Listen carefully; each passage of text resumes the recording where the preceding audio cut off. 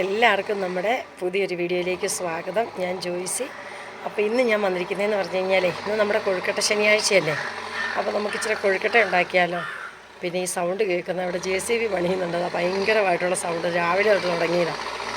അപ്പോൾ നമുക്ക് നേരെ വീഡിയോയിലേക്ക് പോവേ. കൊഴുക്കട്ട ഉണ്ടാക്കാനായിട്ട് ഞാൻ എടുത്തിരിക്കുന്ന നമ്മുടെ ഈ ഡബിൾ ഹോൾസിൻ്റെ വറുത്ത അരിപ്പൊടിയാണ്.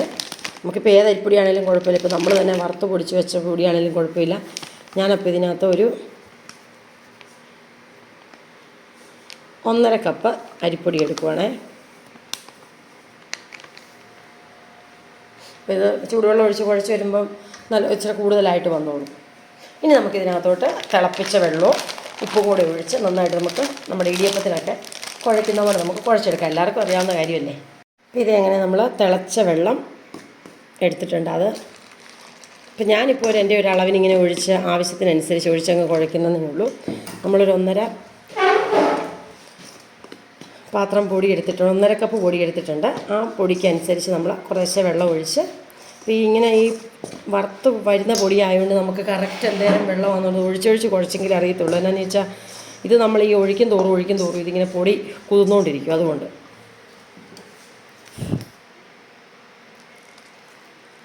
ഞാൻ ഇടിയപ്പത്തിനാണേലും അപ്പത്തിനാണേലും ഇച്ചിരി ഏറെ വെള്ളം, ഇടിയപ്പത്തിനും കൊഴുക്കട്ടയ്ക്കും ഒക്കെ ആണെങ്കിലും ഇച്ചിരി ഏറെ വെള്ളം തിളപ്പിച്ച് വെച്ചേച്ച് ഞാനിങ്ങനെ ഒഴിച്ച് നോക്കി എടുക്കും. അപ്പോൾ നല്ല കറക്റ്റ് പാകത്തിന് നമുക്ക് കിട്ടും. അല്ലെങ്കിൽ നമ്മൾ ഒന്നെങ്കിൽ കുറച്ച് വെള്ളം കുറഞ്ഞു പോകും, അല്ലെങ്കിൽ കൂടിപ്പോകും.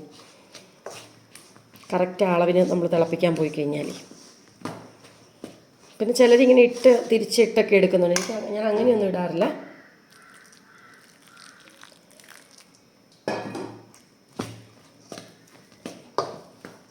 അപ്പോൾ നമുക്കിത് നന്നായിട്ടൊന്ന് ഇങ്ങനെയൊന്ന് നല്ലപോലെ ഒന്ന് കുഴച്ചെടുക്കണം. അപ്പം നമ്മുടെ ഈ കൊഴുക്കട്ട ശനിയുടെ പ്രത്യേകതയെന്ന് പറയുന്നതേ, നാളെ നമുക്ക് ഓശാന ഞായറാഴ്ചയാണല്ലോ. അപ്പോൾ ഓശാന ഞായറാഴ്ചത്തെ തലേദിവസത്തെ ശനിയാഴ്ചയാണ് സാധാരണ നമ്മൾ കൊഴുക്കട്ട ശനിയാഴ്ചയായിട്ട് ആചരിക്കുന്ന പല ഐതിഹ്യങ്ങളുണ്ട്. ഈശോയെ കല്ലെറിഞ്ഞതിനായിട്ടുള്ളതുണ്ട്, പിന്നെ ഈ ലാസറിനെ ഉയർപ്പിച്ചതുണ്ട്. അങ്ങനെയൊക്കെ ഒത്തിരി ഐതിഹ്യങ്ങൾ പറയുന്നുണ്ട്. അപ്പം പിന്നെ ഇന്ന് കൊഴുക്കട്ട ശനിയുടെ പറയുന്ന ലാസറിൻ്റെ ശനി എന്നാണ് പറയുന്നത്. അങ്ങനെയൊക്കെ ഒത്തിരി ഇതായിട്ട് പറയുന്നുണ്ട്. അപ്പം നമ്മുടെ കൊഴുക്കട്ടയ്ക്കകത്ത് വെക്കാനുള്ള ഫില്ലിങ് നമുക്ക് തയ്യാറാക്കാം. അതിന് നമുക്ക് ആദ്യമേ നമ്മുടെ പാൻ അടുപ്പിൽ വെച്ച് അതിനകത്തോട്ട് നമുക്ക് 1 സ്പൂണ് നെയ്യ് ഒഴിച്ച് കൊടുക്കാവേ.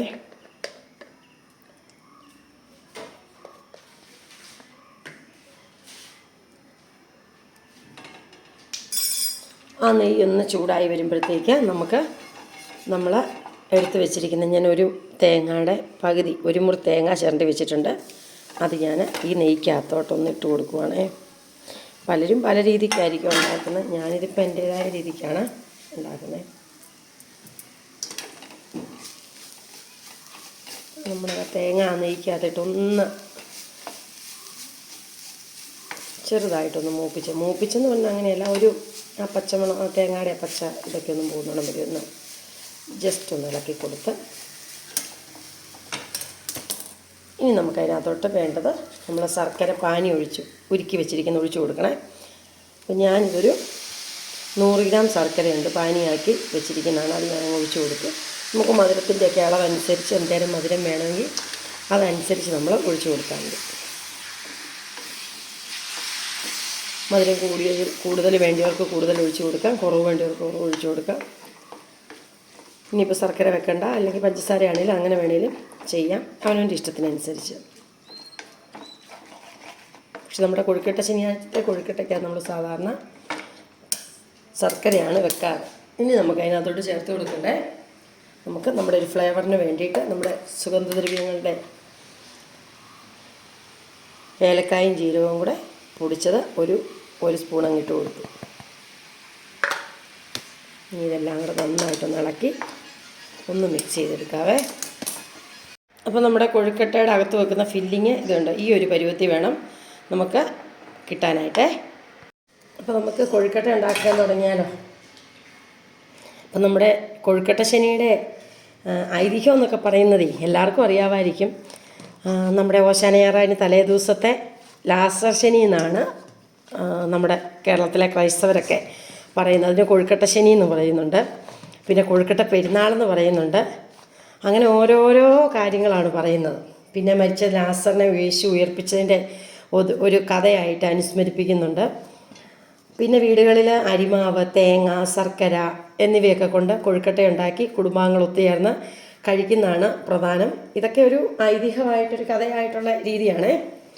പിന്നെ ഇതിൻ്റെ ഐതിഹ്യവും കഥയെന്ന് പറയുന്നത് ലാസറിൻ്റെ ഉയർപ്പെഴുന്നേൽപ്പാണ്.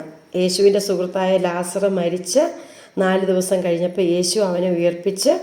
ഈ അത്ഭുതത്തിന് ശേഷം യേശു ജെറുസലേമിലേക്ക് രാജാവായി പ്രവേശിക്കുന്നതിന് ഓശാനയ്ക്ക് തൊട്ട് മുമ്പുള്ള അതൊക്കെയാണ് ഈ നമ്മുടെ കൊഴുക്കട്ട ശനിയെക്കുറിച്ച് ഉള്ള ഒരു ഐതിഹ്യവും കഥയവേ. പിന്നെ കൊഴുക്കട്ടയുടെ പ്രധാനം എന്നാണെന്നറിയാമോ? ലാസറിൻ്റെ ഉയർത്തെഴുന്നേൽപ്പിനെ തുടർന്ന് നാട്ടുകാർ അതീവ സന്തോഷത്തിലായി. ഈ സന്തോഷത്തിൻ്റെ പ്രതീകമായിട്ട് അവർ വീടുകളിൽ മധുരപലഹാരം ഉണ്ടാക്കിയത് കൊഴുക്കട്ടയായിട്ട് ഉണ്ടാക്കി എന്നൊക്കെയാണ് പറയപ്പെടുന്നത്. ഇതെല്ലാം ഐതിഹ്യങ്ങളാണ്, കഥകളാണ്. ഇങ്ങനെ നമ്മൾ കേട്ടതും വായിച്ചതും ഒക്കെ കാര്യങ്ങളാണ് കേട്ടോ.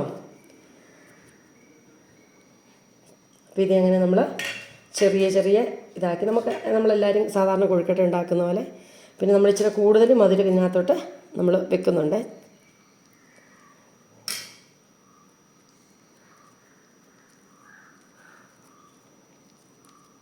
അപ്പം ഇങ്ങനെയൊന്ന് വെച്ച് പൊട്ടിപ്പോകാത്ത രീതിക്ക് നല്ലപോലെ ഒന്ന്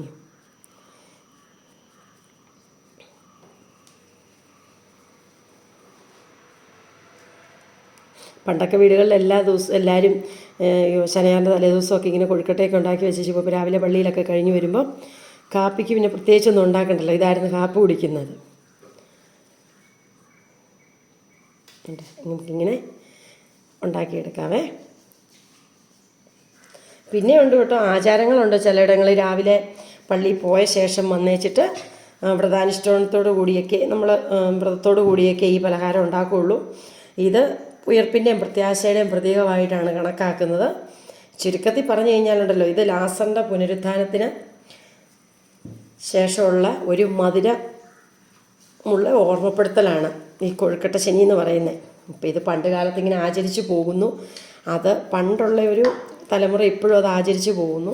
ഞങ്ങളുടെയൊക്കെ ഒരു തലമുറയൊക്കെ കൊണ്ട് മിക്കവാറും ഇതൊക്കെ തീരുമാനിക്കും. ഒരു 10 ഇനിയിപ്പോൾ ഉള്ള പിള്ളേർക്ക്, ന്യൂ ജനറേഷൻ പിള്ളേർക്കൊന്നും ഇതിനെക്കുറിച്ചൊന്നും വലിയ ഒന്നും അറിയത്തും കാണുകയില്ല.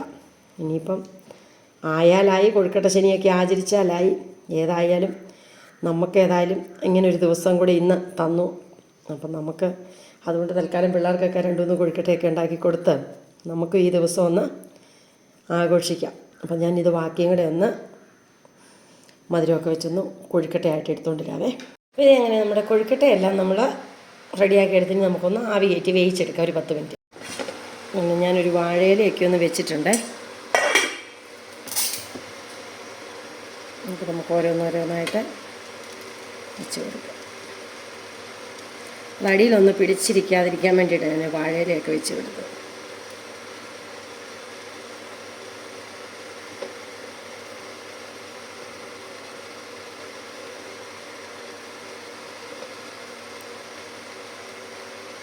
നമ്മൾ 9 എണ്ണം ഉണ്ടാക്കിയിട്ടുണ്ട്.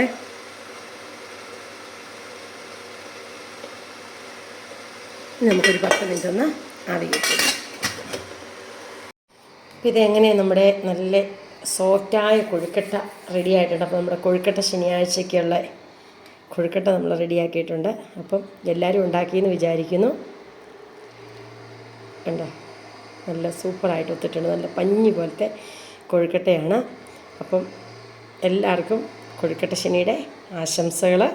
പിന്നെ ഇപ്പം മുന്നോട്ട് നമുക്ക് വെള്ളിയാഴ്ചയാണല്ലോ വരുന്നത്.